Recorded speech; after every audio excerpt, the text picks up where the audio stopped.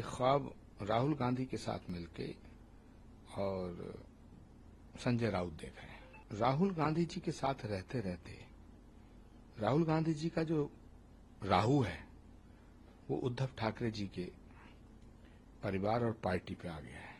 वो चाहते हैं कि एक और पाकिस्तान बन जाए और जो दूसरा पाकिस्तान बनेगा उसका प्रधानमंत्री वो राहुल गांधी को बनाना चाहते हैं। कि राहुल गांधी जी, अखिलेश यादव जी और जितने सो कॉल्ड सेक्युलर नेता हैं जो स्यूडो सेक्युलरिज्म की बात कर रहे हैं, ये देश की जनता को धोखा दे रहे हैं। 1947 में भारत को तोड़ने का एक ख्वाब मोहम्मद अली जिन्ना ने देखा था और उसी तरह का एक ख्वाब राहुल गांधी के साथ मिलके और संजय राउत देख रहे हैं। और राहुल गांधी जी के साथ रहते रहते राहुल गांधी जी का जो राहु है वो उद्धव ठाकरे जी के परिवार और पार्टी पे आ गया है। संजय राउत राहुल गांधी जी के साथ मिलकर इस देश को तोड़ने की साजिश कर रहे हैं, क्योंकि उन्हें लगता है कि इस भारत की जनता अब उनके मंसूबों को समझ चुकी है और उन्हें कभी समर्थन नहीं करेगी। इसलिए वो चाहते हैं कि एक और पाकिस्तान बन जाए और जो दूसरा पाकिस्तान बनेगा उसका प्रधानमंत्री वो राहुल गांधी को बनाना चाहते हैं। किस तरीके की पॉलिटिक्स सामना के जरिए तमाम आर्टिकल पे चर्चा होती आ रही है, क्या लग रहा है आपको? देखिए, सामना एक ऐसा मुखपत्र रहा है जो देश की बात करता था, राष्ट्र की बात करता था, छत्रपति शिवाजी महाराज की बात करता था, महाराणा प्रताप, गुरु गोविंद सिंह जी महाराज, नेताजी सुभाष चंद्र बोस और देश के शौर्य की बात करता था।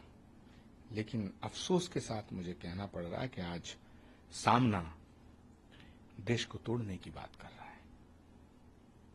मुझे बड़ी पीड़ा हो रही है और बाला साहब ठाकरे की आत्मा, बाला साहब ठाकरे जी की आत्मा आज बहुत दुखी होगी कि उनके द्वारा स्थापित, उनके द्वारा बनाया गया एक मुखपत्र जो देश के शौर्य का चर्चा किया करता था, आज वो देश के विभाजन की बात कर रहा है। उधर संभल की जामा मस्जिद में तमाम विवादों के बाद सफेद रंग से रंगनी शुरू हो गई है, लग गई है, लगभग शुरू हो गई है। विवाद भी हुआ था, मुस्लिम लोग ग्रीन कलर को बोल रहे थे, हिंदू पक्ष सैफरन कलर के लिए मान रहा है। फिलहाल तो सफेद रंग हो रहा है। देखिए, सफेद रंग हो या काला हो, पीला हो, गुलाबी हो या भगवा हो, सारे रंग भारत के हैं।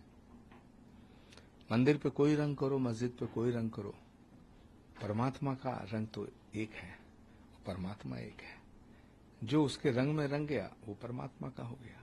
संभल एक ऐसा स्थान है जहां भगवान कल्कि का अवतार होगा। संभल वो धरती है जहां भगवान राम एक बार कल्कि के रूप में अवतार लेंगे और उसी धरती पे श्री कल्कि धाम का निर्माण हो रहा, जिसका शिलान्यास करने 19 फरवरी 2024 को भारत के प्रधानमंत्री आए थे। तो जो संभल में दिख रहा है ये अवतार से पहले के चमत्कार है। संभल के डिप्टी एसपी के बयान को लेकर भी तमाम चर्चा रही। उनके पिताजी ने भी उनकी सिक्योरिटी को लेकर चिंता जाहिर की है, हालांकि एसपी ने आश्वासन भी दिया। देखिए, मैं संभल में जो लोग तैनात हैं, चाहे वो पुलिस के हैं या प्रशासन के हैं, मैं उनकी समझदारी और उनकी बहादुरी की सराहना करना चाहता हूं, क्योंकि समाजवादी पार्टी के नेताओं ने संभल को दंगों की आग में झोंकने की साजिश रची थी। संभल का पुलिस प्रशासन अगर मुस्तैद न होता और समझदारी से काम न लेता तो संभल दंगों की आग में जल गया होता।